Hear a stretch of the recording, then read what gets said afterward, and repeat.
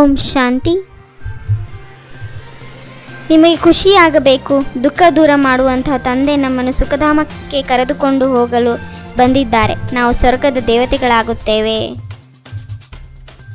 ಈಗ ಸತ್ಯುಗದ ರಾಜಧಾನಿಯು ಸ್ಥಾಪನೆಯಾಗುತ್ತಿದೆ. ಆದರೂ ಸಹ ತಂದೆ ಶಿಕ್ಷಣ ಕೊಡುತ್ತಾರೆ. ಮಕ್ಕಳೇ, ಎಷ್ಟು ಸಾಧ್ಯವೋ ಅಷ್ಟು ನೆನಪಿನಲ್ಲಿರಿ. ಮಾಯೆ ಬಿರುಗಾಳಿಗಳಿಗೆ ಹೆದರಬೇಡಿ. ತಂದೆಯು ಬಹಳ ಮಧುರಾತಿ ಮಧುರ ಆಗಿದ್ದಾರೆ.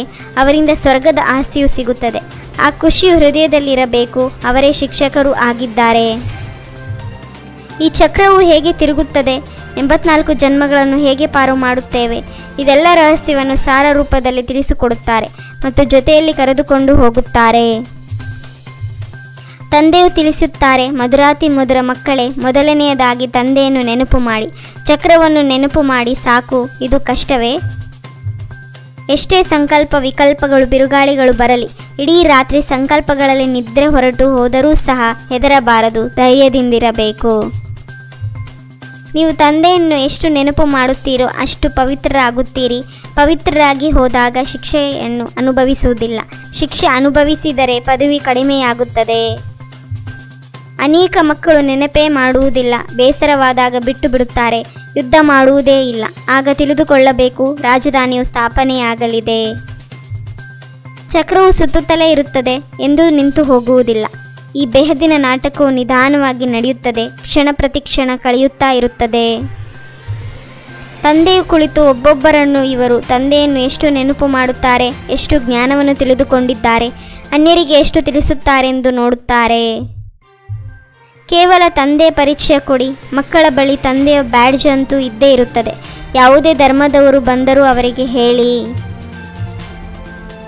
ಆತ್ಮವಂತೂ ಬಹಳ ಸೂಕ್ಷ್ಮವಾಗಿದೆ, ನಕ್ಷತ್ರವಾಗಿದೆ. ಅದರಲ್ಲಿ ಎಷ್ಟೊಂದು ಪಾತ್ರ ತುಂಬಿದೆ.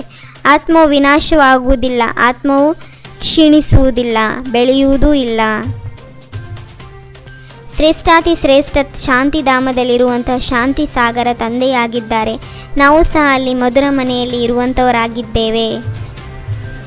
ಆತ್ಮವೇ ಮನ ಬುದ್ಧಿ ಸಹಿತವಾಗಿದೆ. ಅದರ ಸ್ವಧರ್ಮವೇ ಶಾಂತಿಯಾಗಿದೆ. ಮುಖವೂ ಇಲ್ಲ, ಕರ್ಮೇಂದ್ರಿಯಗಳಿಗೂ ಇಲ್ಲ. ಅಂದ ಮೇಲೆ ಶಾಂತವಾಗಿಯೇ ಇರುತ್ತದೆ.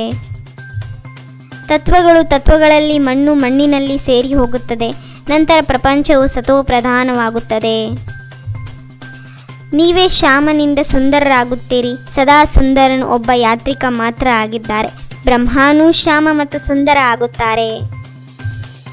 ಹೇ ಪತಿತ ಪಾವನ, ಬನ್ನಿ, ಬಂದು ನಾವು ಆತ್ಮರನ್ನು ಪ್ರಿಯತಮೆಯರನ್ನು ಪಾವನ ಮಾಡಿ ಎಂದು ನೀವು ನನ್ನನ್ನು ಕರೆಯುತ್ತಾ ಬಂದಿದ್ದೀರಿ. ಅಂದ ಮೇಲೆ ನೀವು ಈಗ ನನ್ನ ಮತದಂತೆ ನಡೆಯಬೇಕಲ್ಲವೇ? ಪರಿಶ್ರಮ ಪಡಬೇಕು. ಈ ಕಣ್ಣುಗಳಿಂದ ಎಲ್ಲವನ್ನು ನೋಡುತ್ತಿದ್ದರೂ ಇದನ್ನು ಮರೆಯುವ ಅಭ್ಯಾಸ ಮಾಡಬೇಕು. ಹಳೆಯ ಮನೆಯಿಂದ ಪ್ರಪಂಚದಿಂದ ಬುದ್ಧಿಯನ್ನು ತೆಗೆಯಬೇಕಾಗಿದೆ.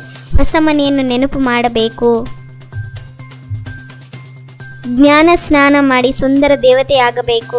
ತಂದೆಯು ಸುಂದರ ಯಾತ್ರಿಕರಾಗಿದ್ದಾರೆ. ಅವರ ನೆನಪಿನಿಂದ ಆತ್ಮವನ್ನು ಶ್ಯಾಮನಿಂದ ಸುಂದರ ಮಾಡಿಕೊಳ್ಳಬೇಕಾಗಿದೆ.